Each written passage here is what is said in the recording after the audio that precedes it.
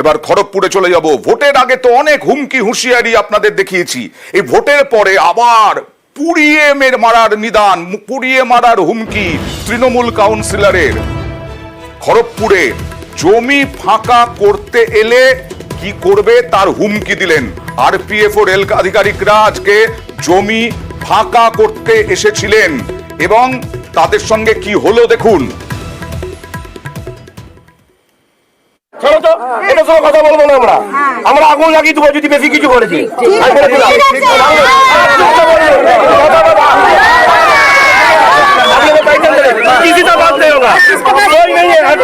आग लगा देगा आप लोग इधर, बस्ती में कोई चलेगा नहीं इधर आगे, आग लगा देगा जब हम लोग क्या करना है, देश में रहने वाला है, हम लोग देश का आधार कार्ड है, দাদাগিরি চলবে না, আগুন লাগিয়ে দেবেন এরকমটাই বললেন প্রদীপ সরকার। সরাসরি চলে যাব শঙ্করের কাছে। শঙ্করের আগেও অগ্নিমিত্রা পলকে দেখেছি, মমতা বন্দ্যোপাধ্যায় নিজে, আমরা বলেছিলাম দিদির পথে দিদি ভাই, বারবার বলেছিলেন যে এখানে যদি উচ্ছেদ করতে আসে তাহলে তারা পাশে দাঁড়াবেন। আজকে এই হুমকি কেন প্রদীপ সরকারের?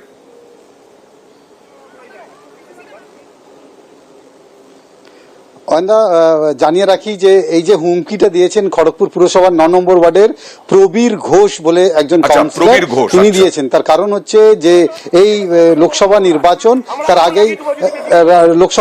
তার আগেই রাজ্যের মুখ্যমন্ত্রী মমতা বন্দ্যোপাধ্যায় এসেছিলেন। তিনি মেদিনীপুর, পশ্চিম মেদিনীপুরে দাঁড়িয়ে বলেছিলেন যে রেল বস্তি যদি উচ্ছেদ করতে আসে রেল পুলিশ বা আরপিএফ, তাহলে সরাসরি তারা কিন্তু লড়াই দেবেন।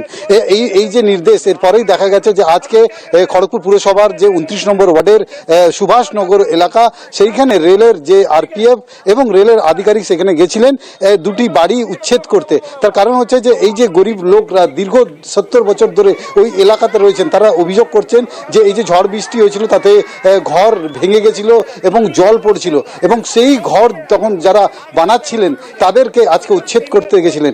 এই খবর পেয়ে সরাসরি প্রদীপ সরকারের নেতৃত্বে 5 জন কাউন্সিলর সেখানে পৌঁছায় এবং যে আরপিএফ এবং রেলের আধিকারিকরা ছিলেন তাদের সঙ্গে তুমুল বাকবিতণ্ডা হয়। প্রদীপ সরকারের নেতৃত্বে গিয়েছিলেন প্রবীর ঘোষ, তিনি 9 নম্বর ওয়ার্ডের কাউন্সিলর প্রবীর ঘোষ।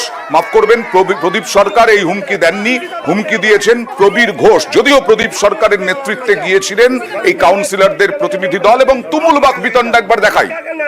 देश में रहने वाला है, हम लोग देश का आधार कार्ड है, কথা বলবো না আমরা। আমরা আগুন লাগিয়ে দেবো যদি বেশি কিছু করেছি।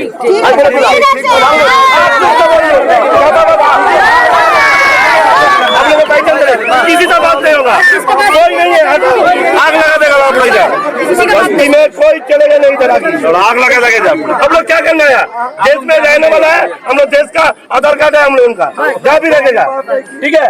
हम लोग वोट देता है। पुराना घर है, बहुत दिन से यहाँ है। कितने साल से है? यहाँ 30-40 साल से। आज बोला कि तोड़ देगा घर लोग के, बनाओ ना घर तोड़ देगा। जिस दिन टाली गिरे लगा वो दिन नहीं कुछ बोला। हमारा पिताजी मैंने पहले से यहाँ पर था, हम लोगों को तो 50 वर्ष हम लोगों का हो गया। क्या बोल रहे हैं? बोला कि नहीं किसे परमिशन लेकर के बना रहा है। हम लोग सर परमिशन की क्या बात है सर, हम लोग तो पहले से 70 साल से यहाँ पर हम लोग। প্রবীর ঘোষ হুমকি দিলেন আগুন লাগিয়ে দেওয়ার। আর গিয়েছিলেন প্রতিনিধি দল প্রদীপ সরকারের হয়ে প্রাক্তন চেয়ারম্যান প্রদীপ সরকার, খড়গপুর পুরসভার। প্রদীপ সরকার কি বললেন দেখি।